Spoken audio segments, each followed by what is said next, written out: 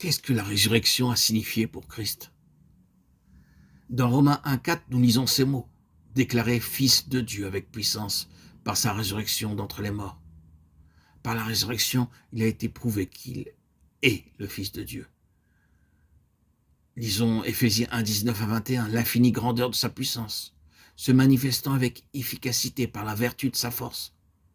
Il l'a déployé en Christ, en le ressuscitant des morts et en le faisant asseoir à sa droite dans les lieux célestes, au-dessus de toute domination, de toute autorité, de toute puissance.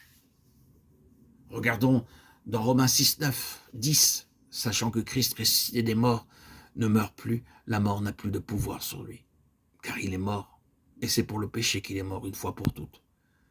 Il est revenu à la vie, et c'est pour Dieu qu'il vit. 4 points précis ressortent de ces versets. Par sa résurrection, il a été démontré qu'il est le Fils de Dieu. Il a été élevé au-dessus de la puissance des ténèbres, sur une position de triomphe. La mort n'a plus de pouvoir sur lui. Et enfin, quatrièmement, il est entré dans une nouvelle sphère, une sphère où il a cessé de vivre le côté du calvaire, qui concerne la terre. Il vit seulement pour Dieu, le côté de la croix, qui concerne Dieu. Dans Romains 6, 3 à 5, nous voyons que la résurrection de Christ est le modèle de notre résurrection spirituelle. Ignorez-vous que nous tous qui avons été baptisés en Jésus-Christ et en sa mort que nous avons été baptisés, nous avons donc été ensevelis avec lui par le baptême en sa mort, afin que, comme Christ est ressuscité des morts par la gloire du Père, de même, nous aussi, nous marchions en nouveauté de vie.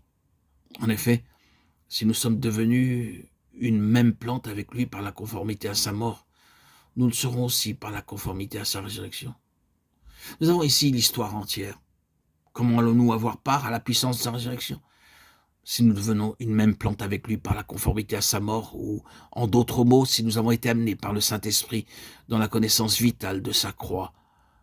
Sur ce verset, il semble que sa signification soit si nous avons expérimenté la conformité. Ceci signifie plus qu'un assentiment mental ou une attitude de foi ferme. L'Écriture parle d'être planté vitalement dans sa mort, d'une assimilation de sa mort, d'une communion avec lui dans sa croix, d'une manière très réelle. Si nous avons eu part ainsi à la réalité de sa mort, l'union avec lui dans la vie suivra. Nous pouvons en être parfaitement sûrs.